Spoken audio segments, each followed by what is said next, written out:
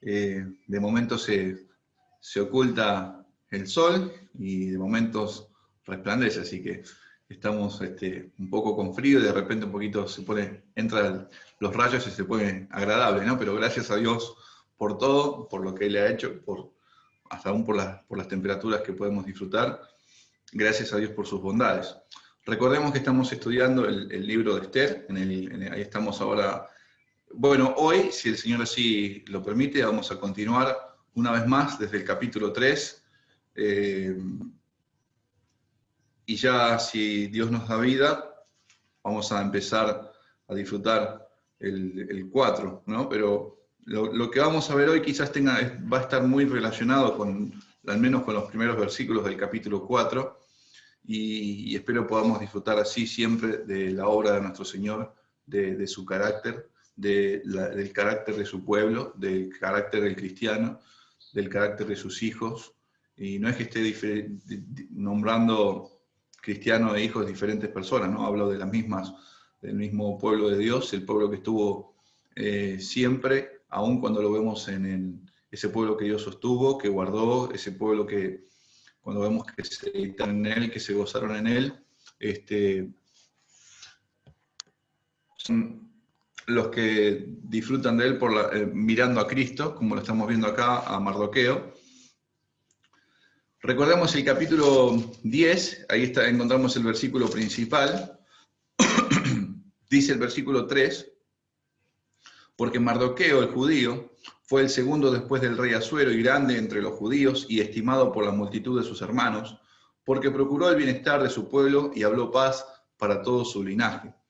Y siempre considerando este pasaje, vamos a la Escritura, o consideramos en la Escritura que habla de la gloria de Cristo, habla de nuestro Salvador, todo apunta a Él, todo gira en torno de nuestro Salvador Jesucristo, de nuestro Señor, que Dios exhibe su gloria en su amado Hijo, y gracias a Dios que hoy, no por méritos nuestros, no por alguna inteligencia que pueda haber en alguno de nosotros, no por un esfuerzo humano, nos haya permitido ir al Hijo.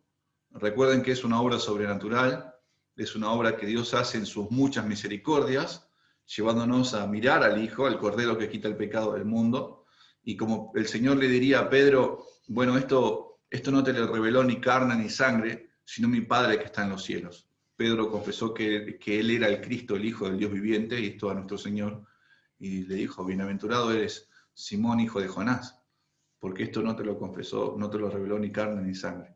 Y gracias a Dios por eso, porque así también lo dice Juan en su Evangelio, en el Evangelio de Juan, perdón, en el capítulo 1, que los que son hijos de Dios, aquellos que recibieron la potestad de ser hechos hijos de Dios, son engendrados no de carne, no por voluntad humana, no porque el hombre quiere o tenga alguna capacidad de hacer esa obra, sino que es una obra sobrenatural.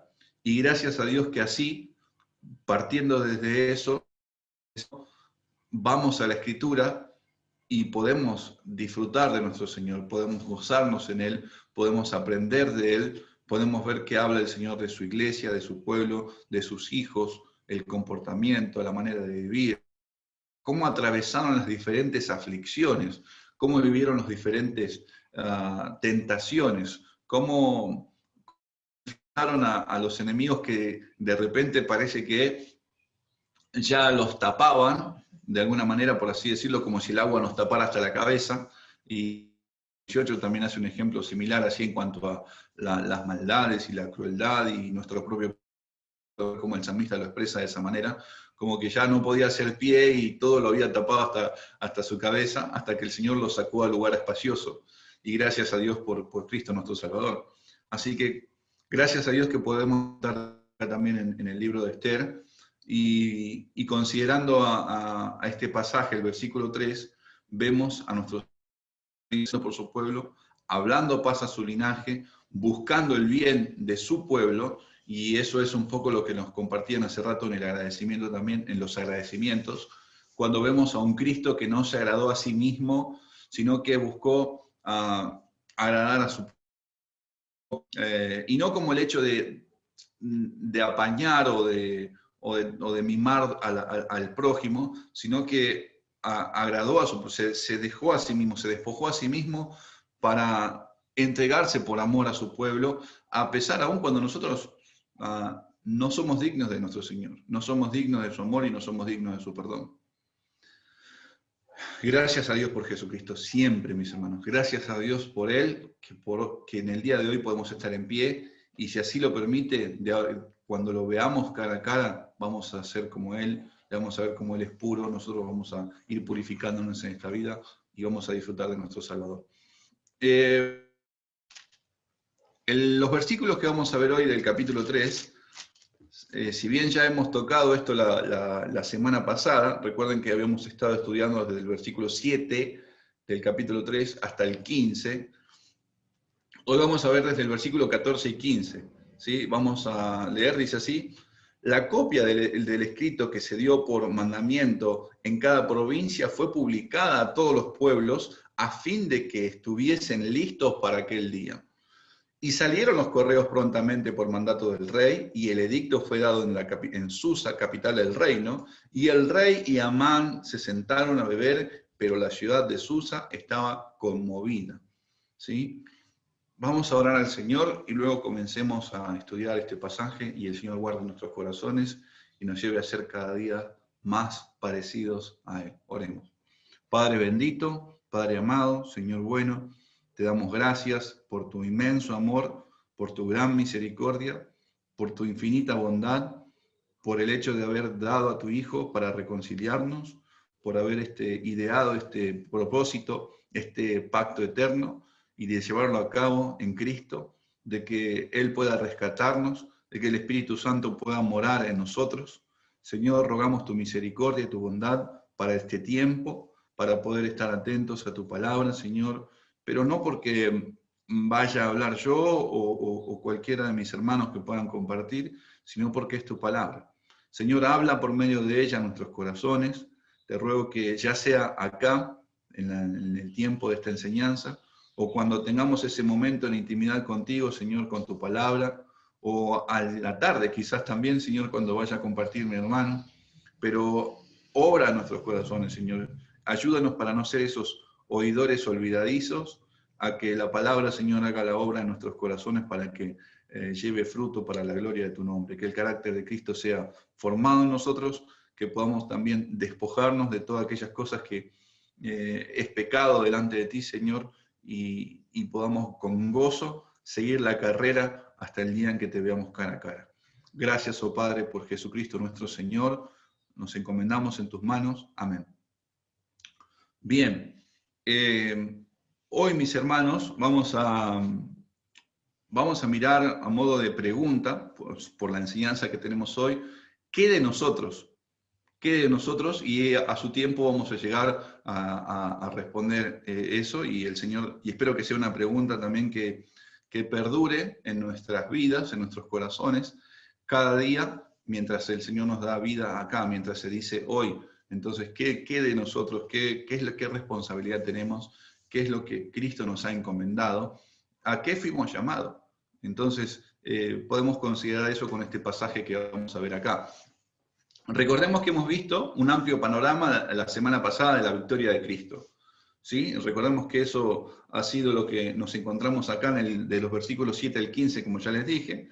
Recuerden que Amán, o no solo Amán, porque parecería, la historia está centrada ahora en él, apunta a lo que va a hacer, pero esta era una modalidad que usaban los persas a la hora de echar suerte al principio de cada año. Eso lo habíamos visto. Recuerden que era como decir, bueno, voy a hacer algo este año, voy a concretar algo este año, y el día que va a salir por suerte, en ese día es como si alinearan. Es como si ese día lo que voy a proponerme hacer va a salir a la perfección. En ese día se va a cumplir todo lo que estoy decretando, lo que estoy pensando, lo que estoy haciendo, lo que estoy planeando. Eso es lo que se va a dar en ese momento.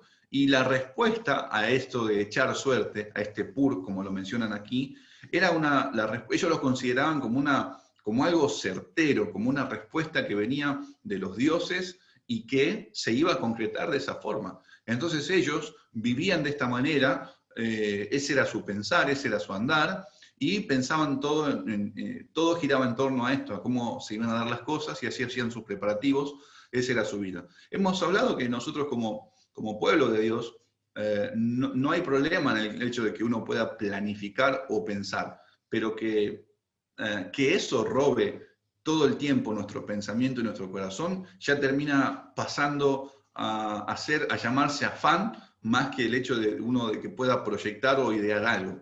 Porque esto haremos si Dios así quiere y lo permite.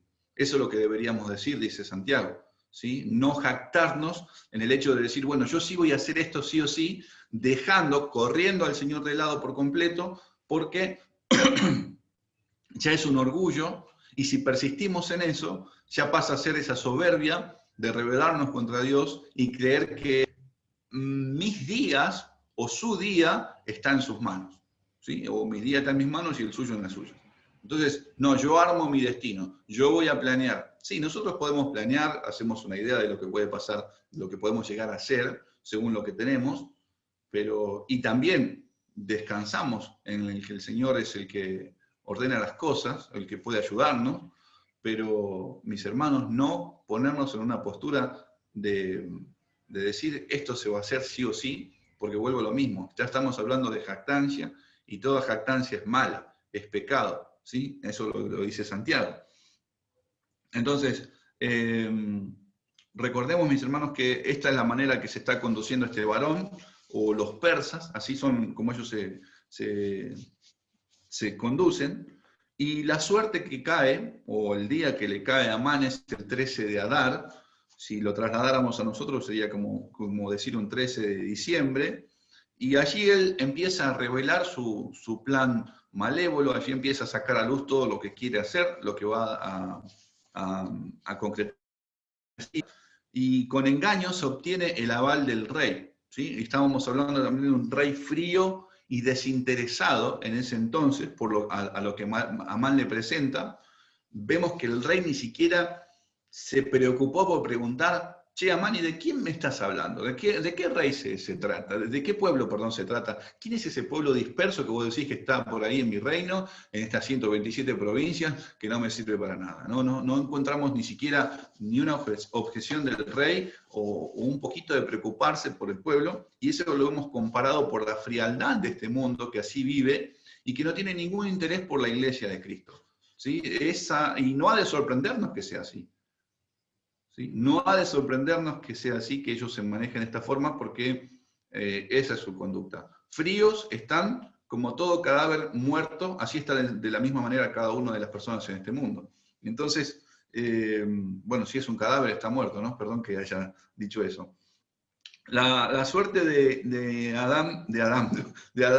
Amán cae el día 13, y se escribe el decreto en diferentes idiomas, eso es lo que lo que veíamos en ese lugar.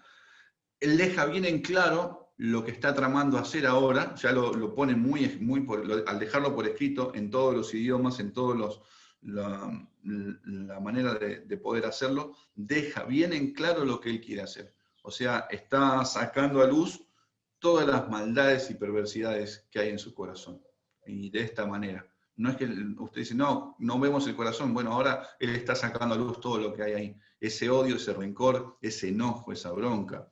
Todo eso es lo que se está mostrando. Entonces, deja bien en claro lo que va a hacer, y a la vez, al extenderse este tiempo, al haber salido con esa diferencia de casi 11 meses, a la vez también al salir rápido el correo, al salir pronto a pegarlo en cada lugar que se ha leído, en todos los lugares, por los sátrapas, por los gobernadores, o por los capitanes, o por los príncipes, es una manera vimos como de torturar a la persona que está enfrente, como de intimidar, en este caso al pueblo judío, y decir, miren lo que le espera, esperen que ya llega el día 13, y ahí se viene con todo. Entonces, esa es la estrategia que está tramando, o no es lo que está llevando a cabo Amán, a fin de que arruinar el vivir del pueblo hasta ese día, hasta que venga el momento en el cual sean exterminados. Entonces el correo sale pronto, y lo que termina diciendo es que Susa está conmovida y el rey Asuero con Amán se ponen a beber. Algo que consideramos en base a esto, mis hermanos, es que nuestra suerte, nuestros días están en manos de Dios, en manos del Dios vivo. ¿Sí? Entonces, así como también el salmista lo dice, ¿no? En tus manos están mis tiempos, líbrame de mano de mis enemigos y de mis perseguidores. ¿Sí? Entonces, consideremos eso, no estamos a la merced del enemigo, estamos en las manos de nuestro Dios, unas manos seguras que están cerradas para guardarnos y preservarnos hasta estar con Él cara a cara, hasta que estemos delante de su presencia. Entonces, en esas manos están cerradas o selladas, permítame decirlo de esta forma, expresar así, por ese pacto eterno, eso es lo que vimos, que está hecho en Cristo, por el sacrificio del Hijo de Dios, ese Cordero Pascual, que con su victoria, recordemos que vimos que ató al enemigo, al hombre fuerte, al dragón, y son todos títulos del mismo diablo. ¿Sí? Así, de esta manera es como lo veíamos. Así empieza, así veíamos en los versículos 7 al 15, esa era evangélica que abarca desde el sacrificio de nuestro Señor, desde la venida de nuestro Señor, su sacrificio, su obra, todo lo que Él hizo, hasta el día que Él vuelva ya sin relación con el pecado. Si bien el enemigo puede tramar todo tipo de mal en esa línea de tiempo, pero recordemos que está restringido, su poder ha menguado para con su iglesia, para que la iglesia predique el evangelio de Jesucristo, anuncie sus virtudes y sea pregonada la libertad a los cautivos, a todos aquellos que están presos, esclavos del pecado, sujetos a servidumbre,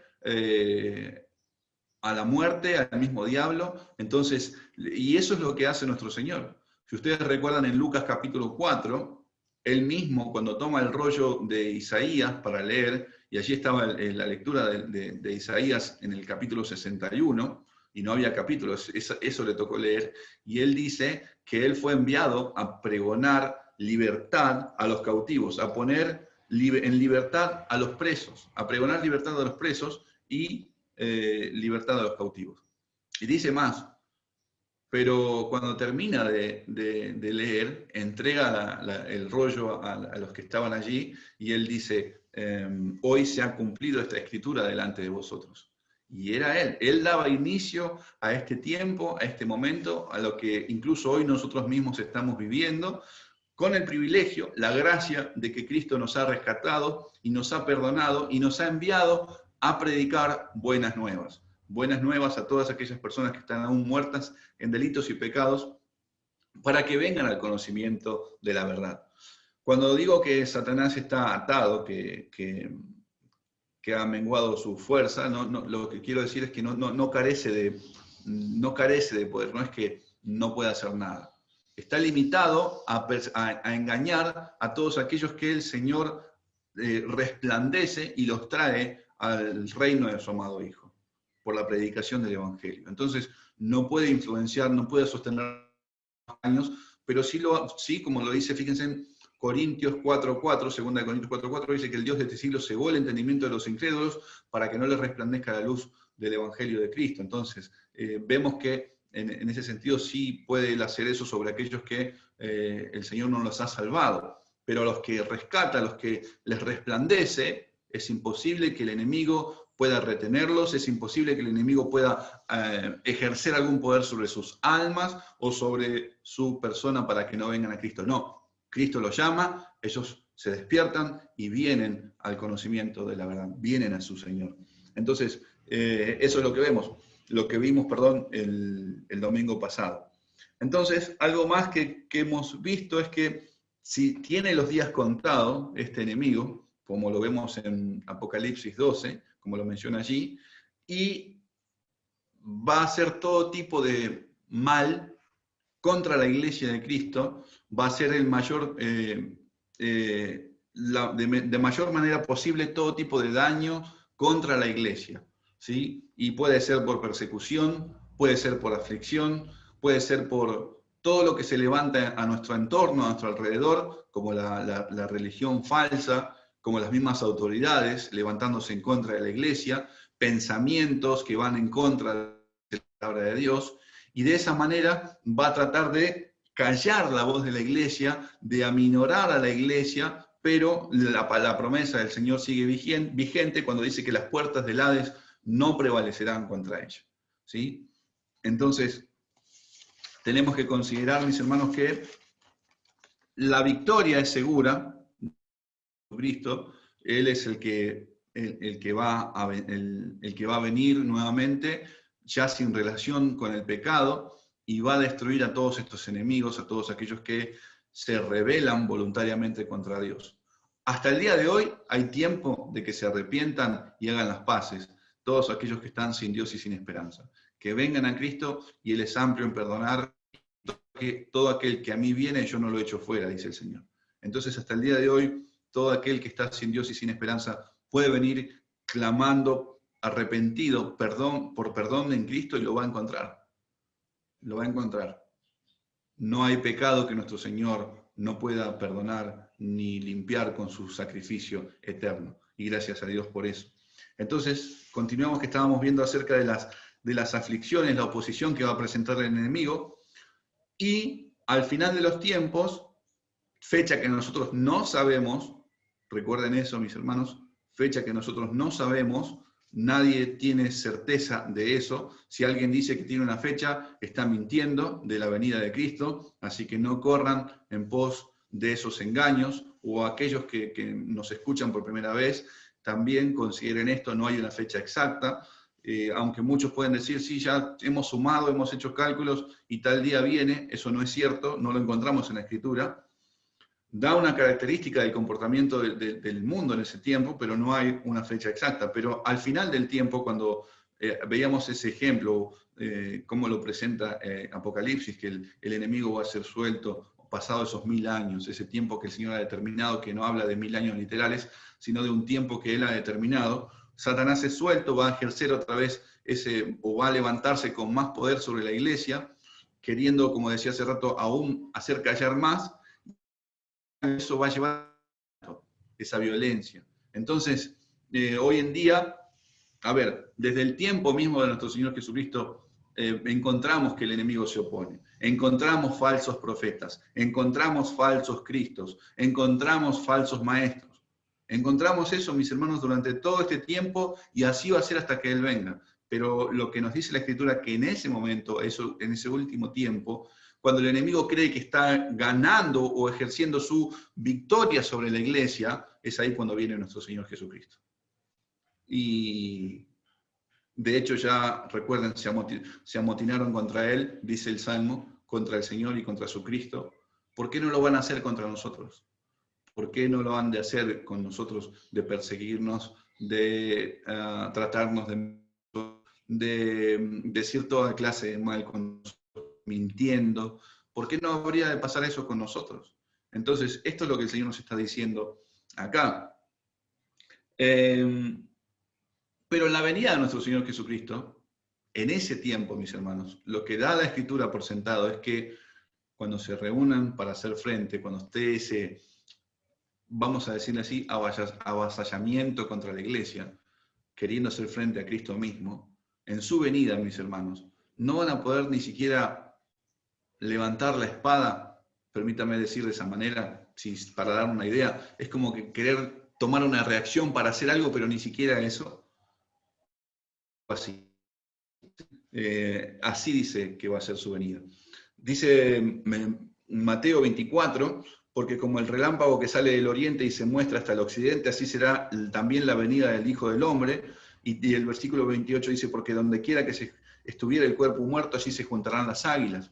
Y Apocalipsis 19 dice, y vi un ángel que estaba en pie en el sol, y clamó a grande voz diciendo a todas las aves que vuelan en medio del cielo, venid y congregaos a la gran cena de Dios, para que comáis carnes de reyes y de capitanes, carnes de fuertes, carnes de caballos y de sus jinetes, y carnes de todos, libres y esclavos, pequeños y grandes. Y vi a la bestia, a los reyes de la tierra y a sus ejércitos reunidos para guerrear contra el que montaba en el caballo, y contra su ejército. Y la bestia fue apresada, y con ella el falso profeta que habían hecho delante de ella las señales con las cuales había engañado a los que recibieron la marca de la bestia, y habían adorado su imagen. Estos dos fueron lanzados vivos dentro del lago de fuego que arde con azufre, y los demás fueron muertos con la espada que salía de la boca del que montaba el caballo, y todas las aves se saciaron de las carnes de ellos.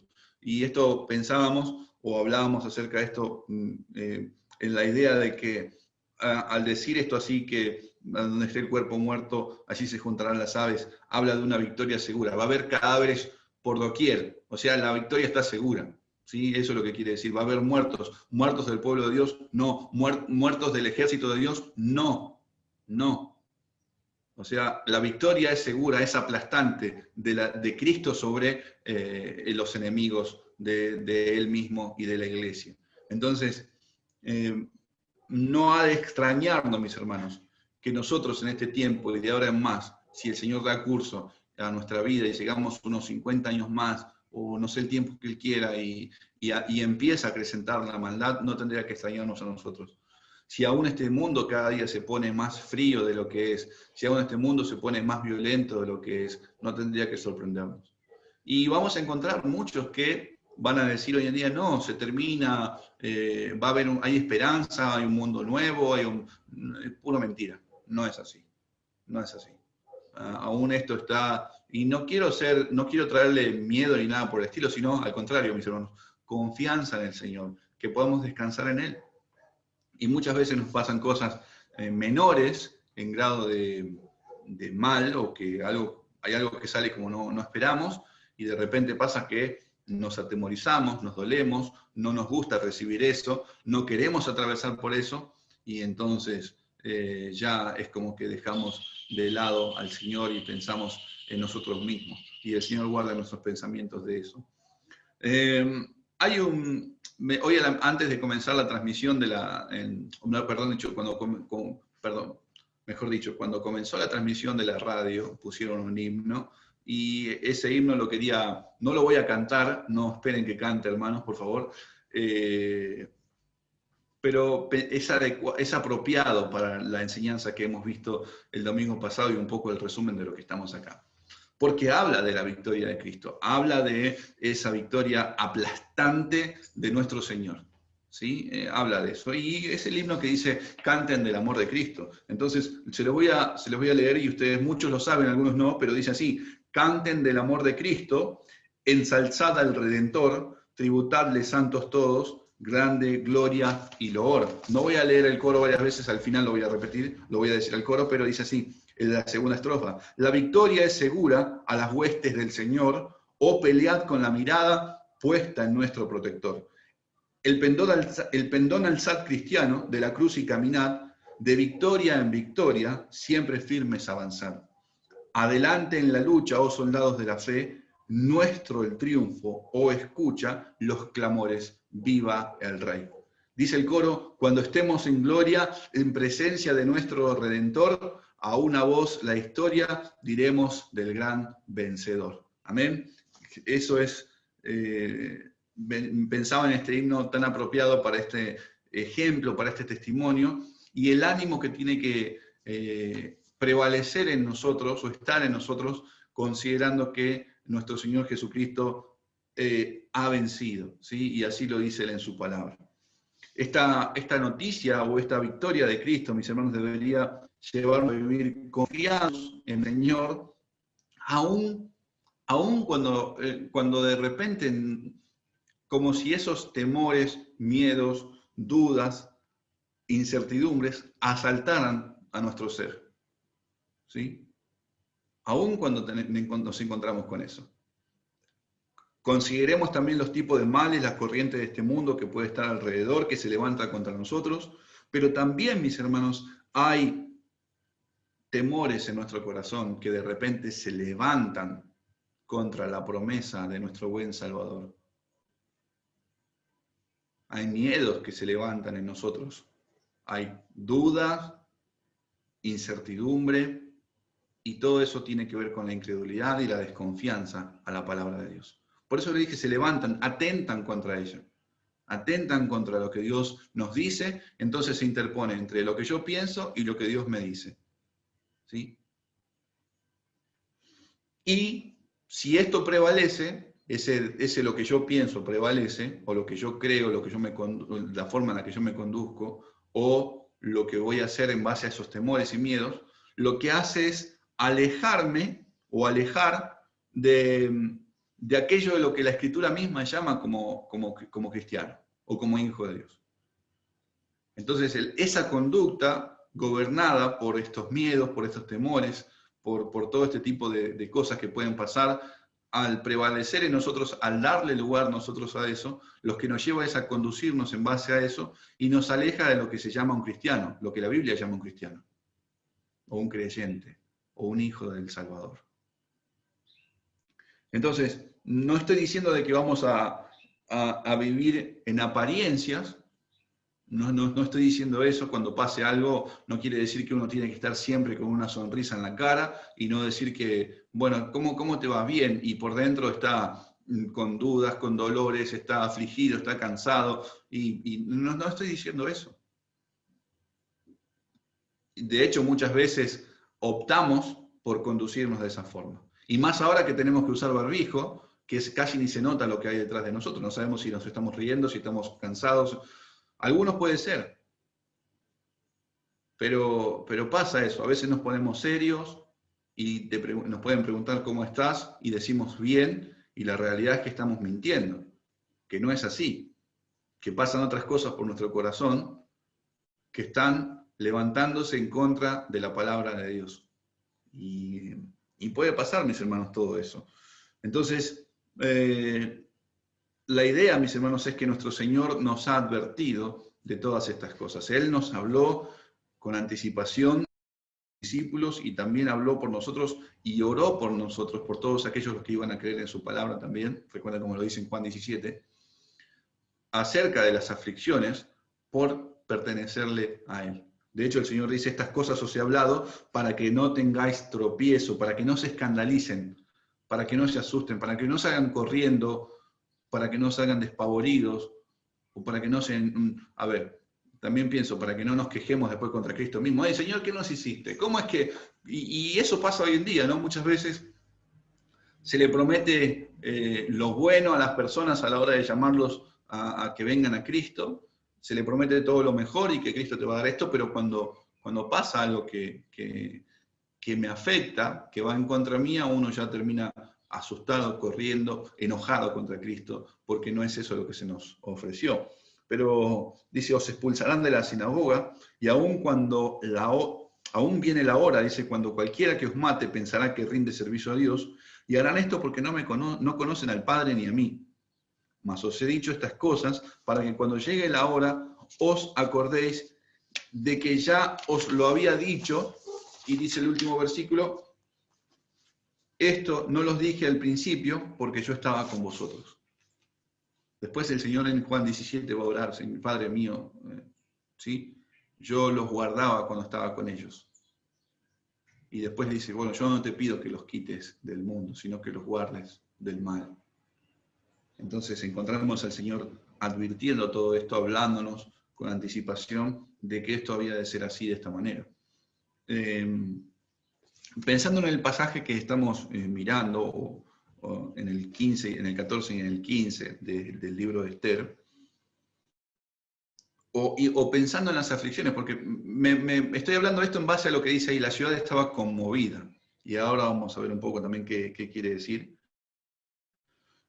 Como estaba perpleja, ¿sí? Estaba confundida. Eso es lo que quiere decir la palabra confundida allí, en ese lugar. Conmovida, perdón. Entonces, si esta aflicción o esta noticia trae aflicción a mi corazón, trae miedo, como por ejemplo lo que está viviendo el pueblo acá, si eso se dictara hoy para nosotros, y eso pasa así, mis hermanos, y perdura, hay un mal en nosotros delante de Dios. No estamos descansando plenamente en el Señor, no estamos confiando en Él, o tenemos una mirada muy nuestra, muy hacia nosotros, pensando que todo gira en nosotros y que larga vida a mí. ¿sí? Algo así. Estamos pensando solamente nosotros en hacer planes para esta vida y que no hay otra vida más que la que tenemos acá. Entonces esa mirada se empieza a poner en las cosas de este mundo. Entonces, si el vivir es Cristo y morir es ganancia, dice Pablo, ¿por qué nos turbaríamos? ¿Por qué se conmocionaría o se alborotaría así el pueblo de Dios? Bueno, si pensamos en este pasaje que estamos acá, es cierto, el Señor aún todavía no había llegado para ellos. El Señor, la promesa, el que iba a salvar, el que los iba a rescatar de los enemigos para que podamos servirle libremente a Dios, libres de nuestros enemigos, no había llegado todavía para ellos. Pero recuerden, habían pasado muchas cosas. Ya llevaban 100 años de cautiverio aproximadamente, o de exiliados allí en ese lugar. El profeta Jeremías había dado una sentencia, la palabra de Dios era que 70 años habían de estar de esta forma, cuando se cumplan los 70 años iban a volver. Daniel también empieza a hablar acerca de esto, el Darío mismo empieza a dar la orden de que vuelvan a reconstruir el templo. Ya hay una incursión de que se vuelve a reedificar parte del templo. Imagínense tengan en cuenta lo que estoy diciendo. Y de repente, así como si nada, se levanta un edicto o se escribe un edicto en el cual dicen los judíos tienen que morir. O el pueblo judío tiene que morir. Porque así lo llama Amán. Habían declarado cuál era el pueblo de Mardoqueo, judío. Entonces imagínense con todo esto presente en nosotros, los años de exilio, ya el Señor habló, un emperador habló o un rey habló, ya algunos fueron para allá y de repente todo está bien. ¿Y ahora qué pasó? Tenemos clavadas en las puertas, en las plazas, esta orden de asesinato, tal día, y encima con fecha, encima con una fecha establecida. ¿Qué pasó? Eso es un poco habla de la consternación, de quedar perplejos, confundidos por lo que está pasando. Hay un dolor por lo que está pasando también. Hay un dolor. Y eso va a abarcar más adelante también en el capítulo 4. Entonces,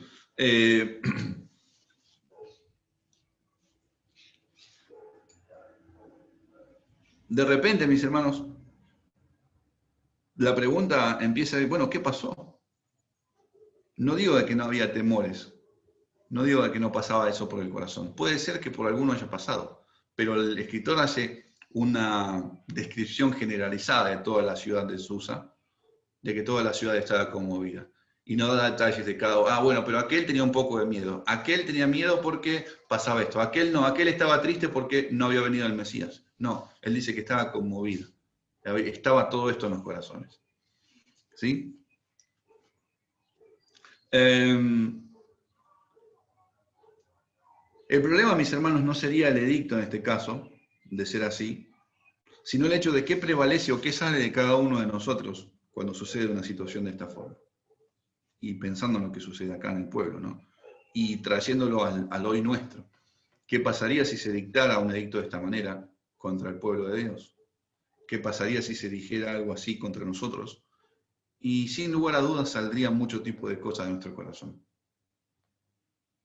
Sin lugar a dudas pasarían muchas cosas así. Vamos a encontrar muchas cosas en nosotros.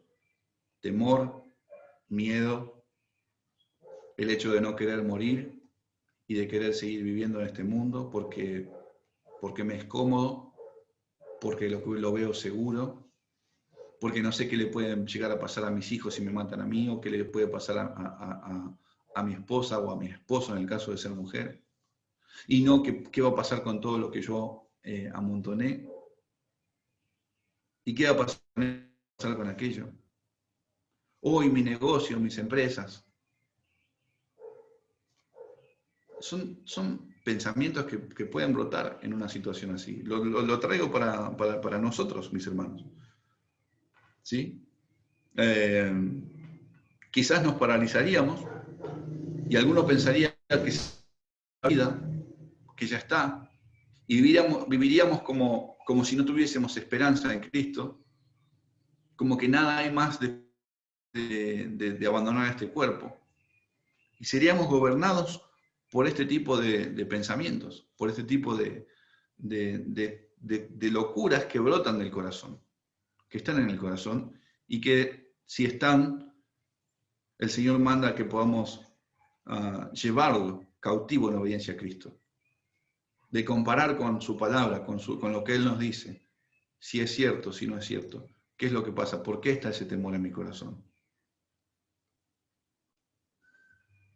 Esto tendría que llevarnos a descansar, mis hermanos, en Él, una vez más, en el Señor. Aún cuando el filo de la espada pueda estar tocando nuestro cuello, aún cuando sea así.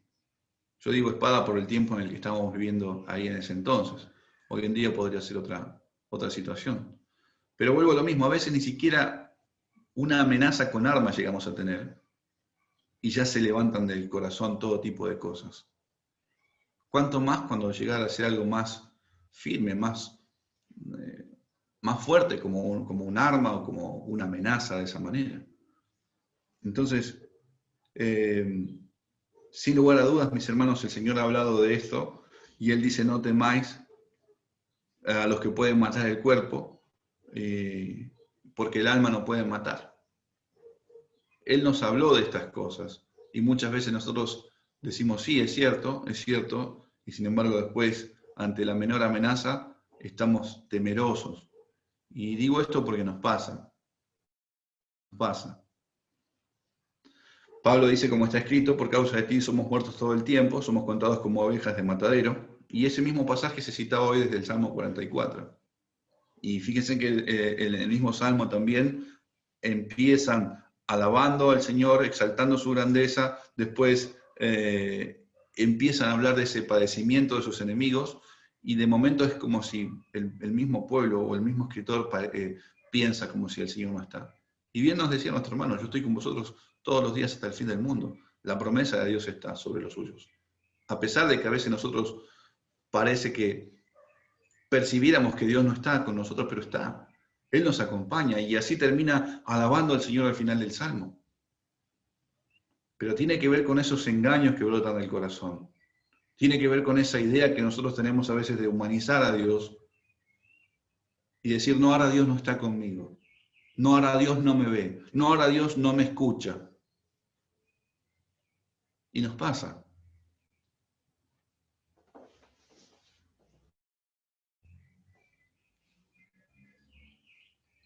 La Escritura también nos enseña, nos dice, porque esta leve tribulación, momentánea, produce en nosotros cada vez más excelente y eterno peso de gloria.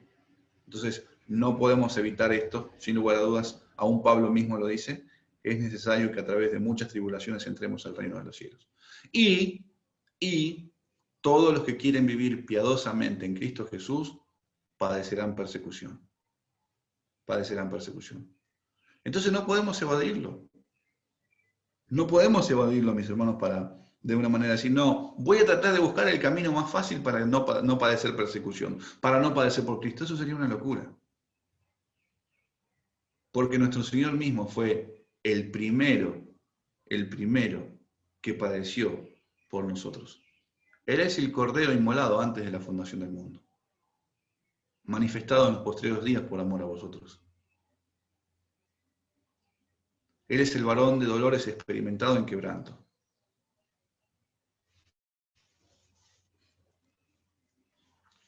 Entonces, el hecho de que un pueblo pueda conducirse, y vuelvo a lo mismo, no estoy diciendo que estamos hablando de personas acá que son de metal o de madera y que no sienten nada, no estoy diciendo eso.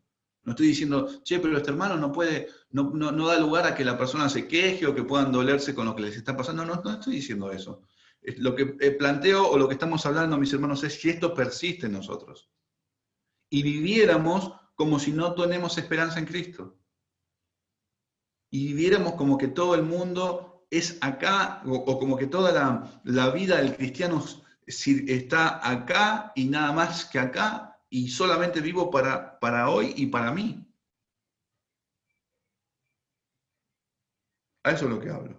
Llama la atención que quizás creyentes, hijos de Dios, con una noticia de esta forma, vivan un profundo desconsuelo, en un profundo temor y en una profunda angustia, desesperanzados y viviendo de tal manera que trataría de no llamarme cristiano o de disimular mi identidad para evitar los conflictos que se presentan enfrente.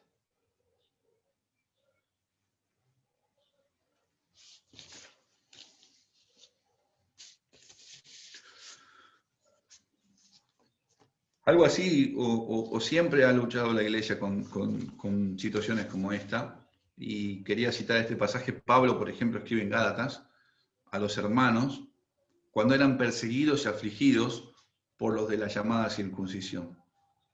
¿Sí? A toda costa venían a intimidarlos o a decirles: ustedes, esa no es la verdadera vida, ese no es el verdadero pueblo de Dios, ustedes tienen que hacer esto para agradar a Dios, ustedes tienen que vivir de esta forma, ustedes tienen que circuncidarse, ustedes tienen que guardar la ley, ustedes tienen que hacer esto. Todo el tiempo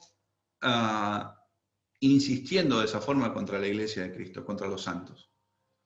Y Pablo dice: mirad con cuán grandes letras os escribo de mi propia mano, todos los que quieren agradar en la carne, estos obligan a que os circuncidéis solamente para no padecer persecución a causa de la cruz de Cristo. Porque ni aun los mismos que se circuncidan guardan la ley, pero quieren que vosotros os circuncidéis para gloriarse en vuestra carne.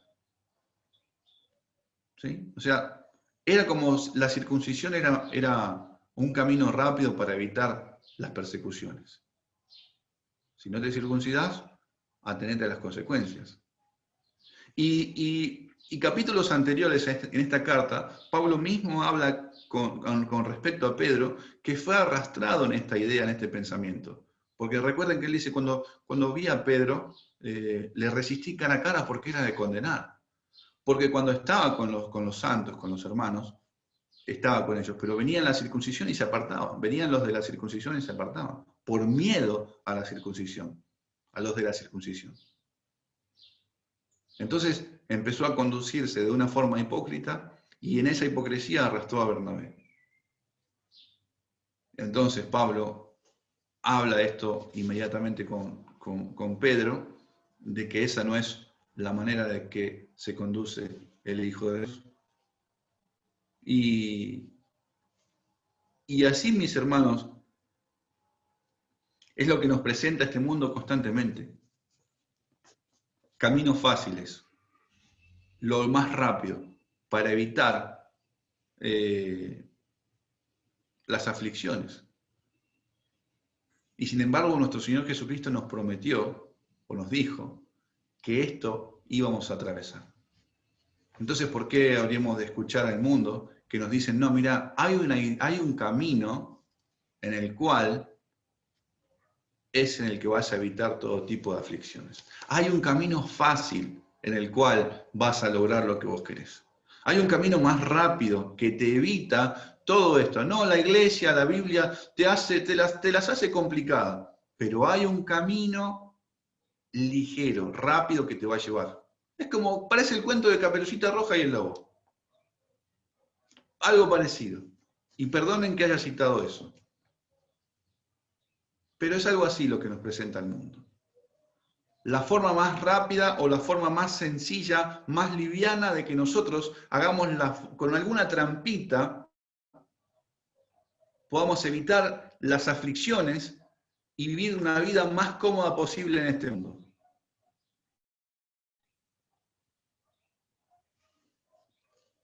Y el Señor mismo dice: porque todo el que quiera salvar su vida la perderá, y todo el que pierda su vida, por causa de mí y del Evangelio la salvará. Y les está hablando un varón, una persona hecha de carne y hueso, que lucha con temores, con miedos, que necesita cada día de Cristo para vivir y para permanecer, y para permanecer en la fe del Hijo del Hombre, para vivir en la fe del Hijo del Hombre.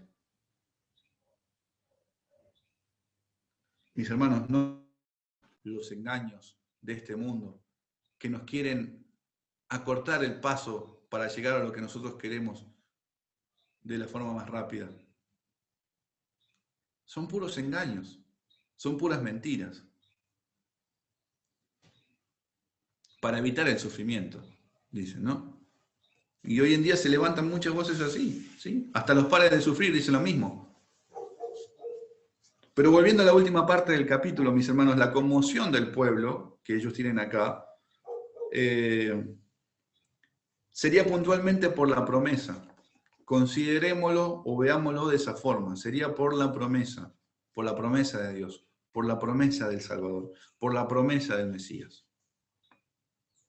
Es cierto que hay confusión por lo que está pasando, y volvemos a lo mismo. Pensemos en nosotros, está todo tranquilo, entre comillas, hasta ahora, de repente se levanta este edicto. Es obvio que nos vamos a preguntar, pero ¿qué pasó? Pero la conmoción que también muestra el pueblo, y lo va a mostrar en el capítulo 4 Mardoqueo, con su actitud, con lo que está haciendo, no hay una desconfianza de que el Señor sea incapaz para llevar adelante la promesa o que no los vaya a salvar, no está hablando de eso, sino que están encomendando, la van a encomendar la causa al Señor por lo que está pasando. Y eso va a hablar más adelante. Entonces, haciendo uso de este mismo pasaje, algo en cuanto a nosotros como pueblo de Dios e iglesia de Cristo, es que veo esta situación y veo que es como si nosotros necesitáramos de ella, de aflicciones,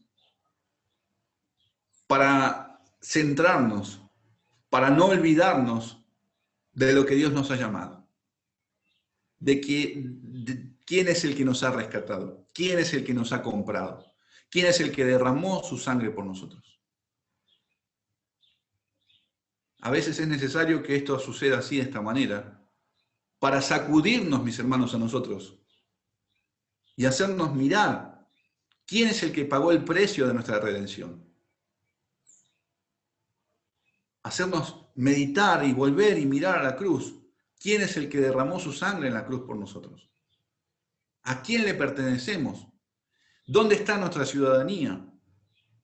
Si está en este mundo, si ahora mi corazón engañoso me llevó a poner la confianza de que mi ciudadanía está en este mundo, para volverla y mirar a dónde me ha rescatado y a dónde voy. A esa ciudadanía celestial. Y gracias a Dios por las aflicciones. Gracias a Dios por lo que permite que acontezca en nuestras vidas para llevarnos a Él. Porque es en ese tiempo, mis hermanos, es que fíjese que nuestro corazón parece disponerse más a buscarle al Señor. Y es ahí cuando empezamos a estar más atentos a la reunión, a la prédica, a la palabra, y que voy a leer más tiempo, y que paso orando más, y en el trabajo me paso más tiempo, o en donde estoy pensando más tiempo en esto.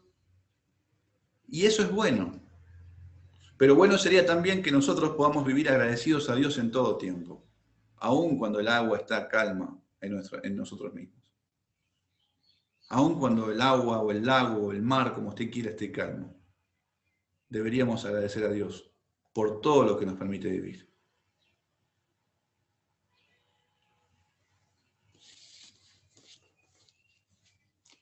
Entonces, con esto vuelvo a lo mismo, pero parece que pasa la aflicción, ya nos relajamos y nos vamos en carcajadas y nos ponemos contentos, y con esto no quiero decir que no podemos reírnos o que para el cristiano está prohibido reírse, no estoy diciendo eso, mis hermanos. O que tendríamos que estar llorando y afligidos las 24 horas del día, no estoy diciendo eso tampoco. Pero el punto es no irnos a los extremos, no irnos a los extremos. Siempre pienso en la pregunta que Job le hace a su esposa. Dice, ¿recibiremos de Dios el bien y el mal no lo recibiremos? Eclesiastés dice, en el día del bien goza del bien y en el día de la adversidad considera. Dios hizo tanto lo uno como lo otro a fin de que el hombre nada halle después de él. O sea, cuando pase todo esto, mis hermanos, que nuestro corazón pueda estar completamente satisfecho en el Señor siempre. Agradecidos a Dios por el buen momento, permítame decirlo así de esa forma, o aun cuando la adversidad está tocando la puerta de nuestra casa. El Señor guarda nuestros corazones para pensar de esta manera.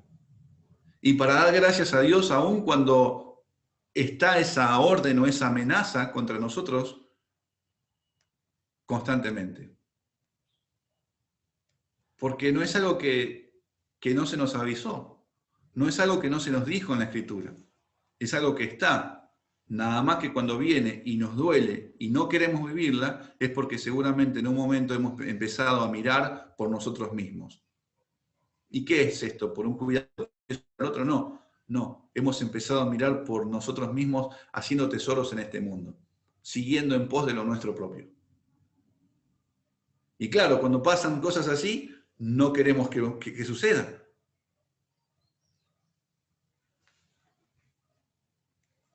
Ahora, algo más para ver con este pasaje, vamos a invertir los roles, y de hecho están invertidos, porque acá estamos viendo que la sentencia está sobre el pueblo judío, pero consideremos a lo largo de la Escritura cómo el Señor ya ha determinado ese día en el cual Dios juzgará al mundo con justicia. Ya ha determinado ese día que Dios los va a juzgar por medio de aquel varón que lo levantó de la muerte, habiendo dado prueba de eso, dio fe de que lo levantó de la muerte, y Él va a venir sin pecado y va a juzgar al mundo. Pongámonos nosotros ahora por un momento, o de hecho estamos en ese lugar, de este lado con la sentencia puesta en el enemigo, sabiendo que el mismo fin que va a tener el diablo es el mismo fin que le va a ir con sus hijos. Y ahora, mis hermanos, con eso, pensando así, ¿qué de nosotros? ¿Qué responsabilidad tenemos nosotros? ¿Nos vamos a alegrar? ¿Nos vamos a sentar y a comer y a beber como si nada pasara con una noticia así? Por eso le decía de revertir los roles. Sabiendo todo esto, vamos a vivir como si el Señor no dijo nada, sabiendo que este mundo o a las personas que nos rodean o los que van a venir más adelante, si no se arrepienten, la ira de Dios está sobre ellos. ¿Y nosotros vamos a vivir como si nada pasara?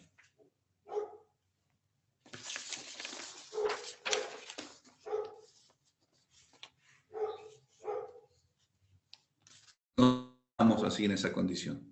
De hecho, el mismo Pablo dice en Efesios, y Él os dio vida a vosotros cuando estabais muertos en delitos y pecados, en los cuales anduvisteis en otro tiempo siguiendo la corriente de este mundo, conforme al príncipe de la potestad del aire, el espíritu que ahora opera en los hijos de desobediencia, entre los cuales también todos nosotros vivimos en otro tiempo, en los deseos de nuestra carne, haciendo la voluntad de la carne y los pensamientos, y éramos por naturaleza hijos de ira, lo mismo que los demás. La sentencia, mis hermanos, se dio vuelta. Si bien hay una amenaza contra nosotros hoy en día, pero la sentencia está contra el malo. Que Cristo va a juzgar a este mundo con justicia. El diablo va a ser echado al lago de azufre eternamente y los hijos de él el mismo camino, por la eternidad.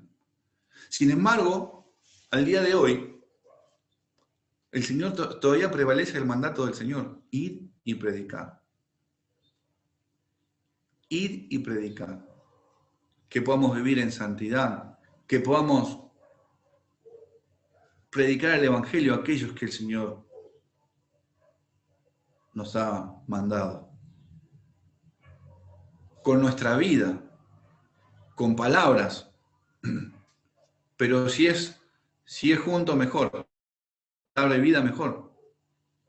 Si es que con nuestro vivir podamos predicar el Evangelio y también con nuestras palabras, sería buenísimo. Pero si solamente es de palabra y nuestra vida no acompaña, y para eso tiene que ver con la santidad, con el amor a Dios. ¿Qué sucedería, mis hermanos, si de nuestra parte, sabiendo estas verdades, nos alegraríamos e hiciéramos de cuenta que nada pasa como pueblo de Dios? Porque eso es lo que hizo Amán y el rey, mientras que Jesús estaba conmovido. Imagínense una iglesia comiendo, bebiendo, regocijándose, levantándose a jugar, como también dice Pablo en Corintios, alegrándose, olvidándose de Dios y de los mandamientos. ¿Qué sería eso?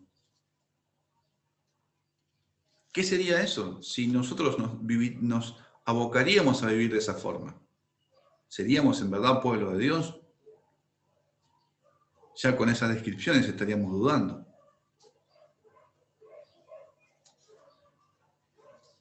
Cristo, mis hermanos, nuestro Salvador, Él llevó nuestra sentencia. Él llevó nuestra sentencia. Dice la Escritura, mas Él herido fue por nuestras rebeliones, molido por nuestros pecados. El castigo de nuestra paz fue sobre Él. Mas Jehová cargó en Él el pecado de todos nosotros, porque fue cortado de la tierra de los vivientes y por la rebelión de mi pueblo fue herido. Jehová quiso quebrantarlo, sujetándole al padecimiento. ¿Ven? Esto éramos nosotros, decía Pablo anteriormente en Efesios. Pero ahora no. Cristo llevó el castigo de nuestra paz. Por Él, mis hermanos, hoy estamos en pie. Por Él hoy podemos obedecer a Dios y llevar adelante sus mandamientos. Amarlo a Él. Y por ese mandamiento, por llevar adelante ese mandamiento, por poder guardar ese mandamiento en la gracia de Cristo, que también vamos a amar al prójimo. Por lo tanto, no podemos quedarnos de brazos cruzados.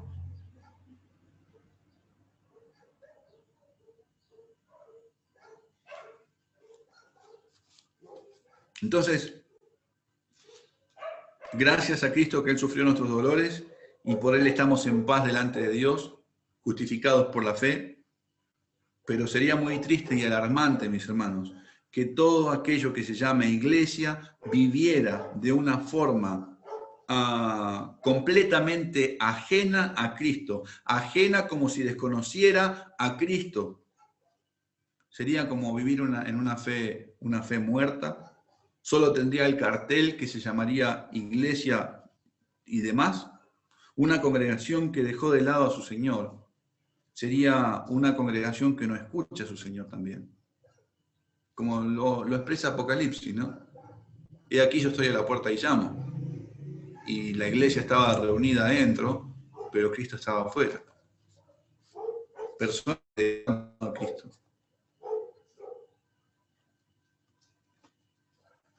Y si esa conducta prevalece en nosotros, habla de que, como les decía hace rato, es una fe muerta. No hay vida. No hay vida en nosotros. Entonces no hay diligencia, no hay amor, todo lo que hacemos gira en torno de nosotros, todo lo que vivimos es en pos de lo que nosotros queremos y nos olvidamos del mandamiento de Dios o no queremos saber nada con aquello que en un principio proclamábamos. Dice Pedro, pero el que no tiene estas cosas, hablando de esa diligencia, esa fe en el Señor, ese crecimiento en el Señor, esa madurez, eso lo dijo anteriormente, pero el que no tiene estas cosas tiene la vista muy corta, es ciego, habiendo olvidado la purificación de sus antiguos pecados. Sería una congregación que está optando por tratar el pecado del mundo de una forma liviana.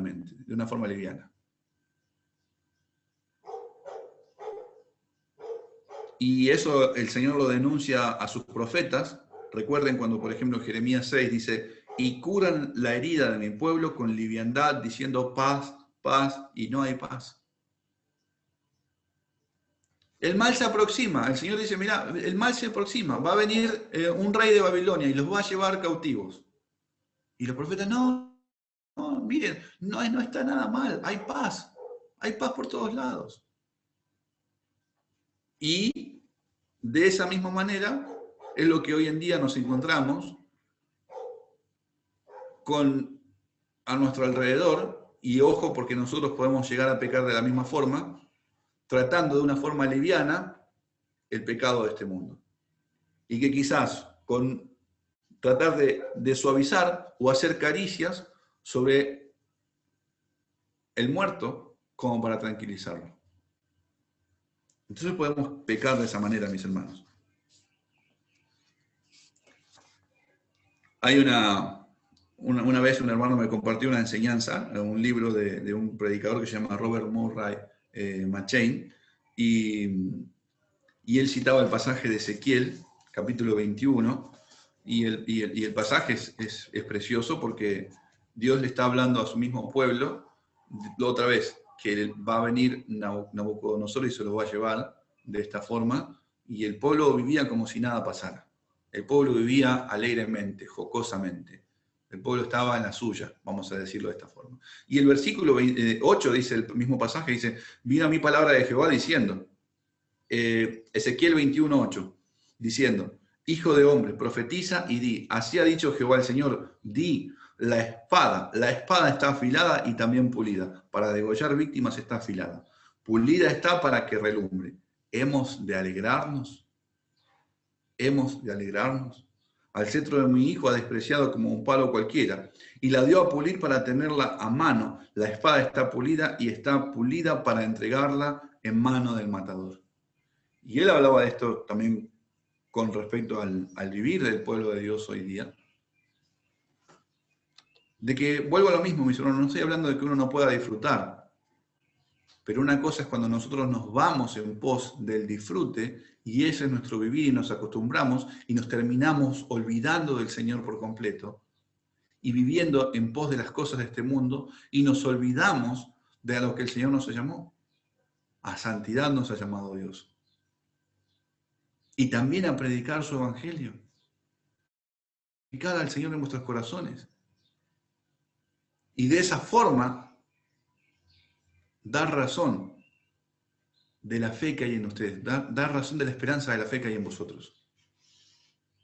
Entonces, la idea es que acá el pueblo está viviendo de una forma muy alegre, muy contenta, como si nada pasara, y sin embargo el mal se aproxima. Y el Señor les dice, miren, la espada está puesta, la espada está afilada.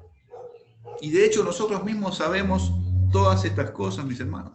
De hecho podemos decir que sí, Dios es juez justo y Dios está airado contra el impío todos los días, y si no se arrepiente, Él afilará su espada. Armado tiene ya su arco y lo ha preparado. Asimismo ha preparado armas de muerte y ha labrado sus saetas ardientes. Nosotros podemos saber estos pasajes de memoria y sin embargo vivir como si esto no fuera cierto.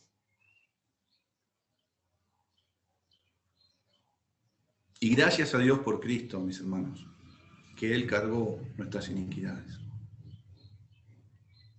Y nos llevó a vivir para Él, a responderle a Él. Pero ¿qué con eso? ¿Qué hemos hecho? ¿Cómo vivimos agradeciendo a Dios cada día por ese sacrificio? ¿Cómo correspondemos a ese amor? ¿Cómo es que el amor de Cristo nos constriñe por aquel que murió y se entregó por nosotros?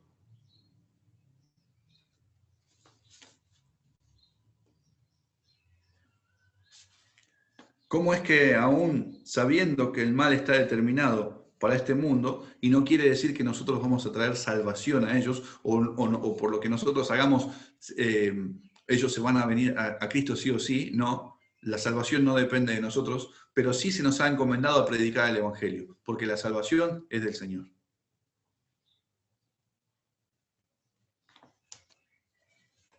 Podríamos hablar de muchos lugares, podríamos hablar de varias congregaciones, y no es esa la idea. Podríamos hablar y acordar y decir, sí, allá hacen esto, allá hacen aquello, aquellos se engañan, aquellos mienten, pero mis hermanos, como les dije al principio a modo de título, ¿qué de nosotros? ¿Qué de mi parte? ¿Qué conmigo? ¿Qué hay de mí? ¿Qué hay de usted? ¿Cómo responde a su Señor? ¿Cómo vive para su Señor? Sabiendo estas cosas. Ocupémonos de nosotros, mis hermanos. ¿Cómo vivimos cada día sabiendo todo esto? ¿Somos previsibles para aquel día? ¿Estamos amando a Dios y así también a nuestro prójimo? ¿Estamos con gozo cumpliendo el mandato para el Señor? ¿O estamos preocupados por nosotros mismos y por lo que vamos a hacer de acá a mañana o de acá a fin de año? Y solamente eso abarca todos mis pensamientos en todo el día. Cuando pasaban estas cosas, cuando encontramos en la Escritura a los hermanos y aún a nuestro mismo Señor, sabiendo todo este mal que se aproxima o este mal que se avecina contra el malo, no lo vemos a ellos muy alegres, que digamos. No lo vemos a ellos de esa forma. Y permítanme leerlo. Miren, por ejemplo, si ustedes piensan en el mismo profeta Jeremías, capítulo 9 dice: oh, si mi cabeza se hiciese aguas, y mis ojos fuentes de lágrimas, para que llore día y noche por los muertos de la hija de mi pueblo. Oh, quien me diese en el desierto un albergue de caminantes, para que dejase a mi pueblo y de ellos me apartase. Porque todos ellos son adúlteros, congregación de prevaricadores, hicieron que su lengua lanzara mentira como un arco, y no se fortalecieron para la verdad en la tierra. Porque de mal en mal procedieron y me han desconocido, dice Jehová. Pensemos en el Señor Jesucristo, lamentándose por los suyos, por su mismo pueblo, por aquel pueblo al cual Él dice, bueno, ellos lo tenían que esperar. Este Israel terrenal que lo tenían que esperar al Mesías. Dice Lucas capítulo 19, y cuando llegó cerca de la ciudad, al verla, lloró sobre ella diciendo, oh, si también tú conocieses, a lo menos en este día, lo que es para tu paz, mas ahora está encubierto de tus ojos. Pensemos en Pablo también. ¿Verdad digo en Cristo? No miento. Y mi conciencia me da testimonio que tengo gran tristeza y continuo dolor en mi corazón, porque desearía yo mismo ser anatema, separado de Cristo, a mis hermanos, los que son mis parientes según la carne. Ahora esto era sostenido en una mirada centrada en el Señor, un amor al Señor que los iba a llevar a dolerse por la condición del otro. ¿Sí? No alteremos esto, como muchas veces ha pasado, que nos llegamos a preocupar o el dolor nos invade tanto por el otro que nos olvidamos de Dios. No es así, mis hermanos. Es el amor a Dios que nos va a llevar a mirar las cosas como Él las ve y a dolernos por aquellos que están sin Dios y sin esperanza.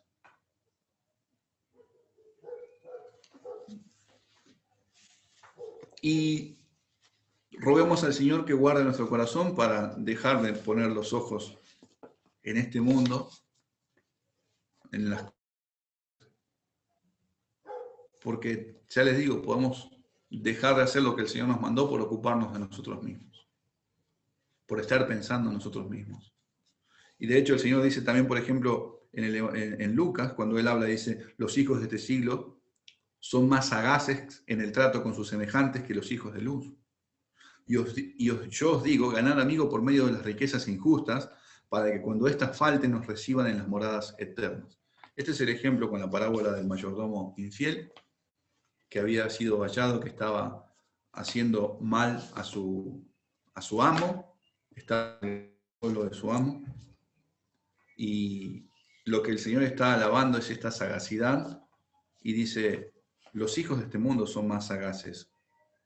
Porque el amo lo que estaba buscando es que si el mayordomo lo que estaba buscando es que si su amo lo echaba, él podía reservarse un lugar o una casa que lo reciba para seguir trabajando. Y él dice, los hijos de este siglo son más sagaces que los hijos de luz. Y él nos dice, miren, por medio de las riquezas injustas, por medio de todo lo que tienen, pónganlo a disposición para ganar amigos, para que cuando éstas falten, os reciban en las moradas eternas. Todo lo que tenemos, no aferrarnos o no hacer tesoros en este mundo con el fin de poner nuestro corazón aquí.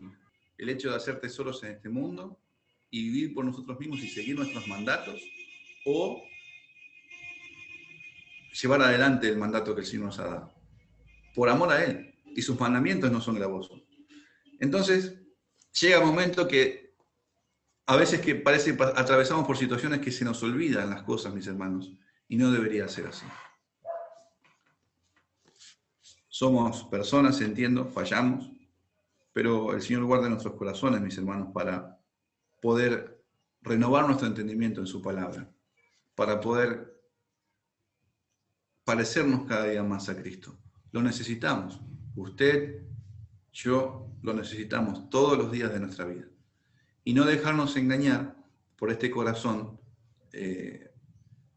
a fin de buscar las cosas de este mundo, sino buscar los tesoros en el cielo, ¿sí? Hacer tesoros en el cielo. Y de hecho, Pablo lo dice en Colosenses, en el capítulo 3, déjenme llegar allá, él habla acerca de esto, y en el capítulo 3 dice, si pues habéis resucitado con Cristo, buscad las cosas de arriba, donde está Cristo sentado a la diestra de Dios. Poned la mira en las cosas de arriba, no en las de la tierra, porque habéis muerto, y eso hace una separación, o eso habla de un antes y un después. Esa vida en la cual ustedes llevaban buscando las cosas terrenales, no está más. Ustedes ya murieron a eso, si ustedes han resucitado con Cristo. Y dice acá, y vuestra vida está escondida con Cristo en Dios. Cuando Cristo vuestra vida se manifieste, entonces vosotros también seréis manifestados con Él en gloria. El Señor Jesucristo también habló, mis hermanos, de esto. No os hagáis tesoros en la tierra, donde la polilla y el orín corrompen, y donde los ladrones minan y hurtan. Sino haceos tesoros en el cielo, donde ni la polilla ni el orín corrompen, y donde ladrones no minan ni hurtan. ¿Sí? Porque donde esté vuestro tesoro, allí también estará vuestro corazón. Por eso quería citar ese pasaje y considerar, mis hermanos, Cristo es el que cargó con todos nuestros pecados. El castigo de nuestra paz fue sobre Él. ¿Qué de nosotros, mis hermanos? Hablábamos de que está afilada, está pulida, y esa espada, mis hermanos, fue sobre Cristo, como también lo dice ahí en el libro de Zacarías en el capítulo 13. Esa espada hirió a nuestro Señor. Esa espada fue sobre Él, para que nosotros hoy, justificados por la fe, tengamos paz para con Dios y también podamos vivir para aquel que se entregó y murió por nosotros. Mis hermanos, ¿qué nos toca a nosotros cada día de vida que el Señor nos da? ¿Vamos a alegrarnos? Y no estoy hablando de que no haya gozo, pero vamos a alegrarnos como este mundo lo hace, olvidándose de Dios, dejando de lado a Dios. El Señor guarde nuestros corazones y podamos disfrutar de Él hasta que volvamos a verle cara a cara. Y así sea por la eternidad, mis hermanos. Oremos al Señor. Bendito Padre, Señor y Salvador, te damos muchas gracias por tu inmenso amor. Necesitamos morir cada día a nosotros mismos, Señor, cada día más. Cada vez más, Señor. Cada vez que pasa el tiempo y se acerca el día. Que Cristo sea nuestro todo y quien satisface mi alma. Que lo llena todo. Por quien estamos contentos en este mundo, gozosos por lo que tenemos en Cristo, por lo que somos en Él. Ayúdanos, Señor, a despegarnos de estos pensamientos mundanos. Ayúdanos a deshacernos, a hacerlos morir, a despojarnos, Señor, de todas estas ideas que el mismo mundo arroja contra nosotros. Y aún nosotros, Señor, hemos sido partícipes de ella muchas veces. Ayúdanos, Señor, a arrepentirnos, a dolernos por el pecado y a hacer lo que nos has mandado, Señor. Guárdanos, te lo pido, por amor a tu nombre. Gracias por todo, Padre. En el nombre de Cristo oramos. Amén.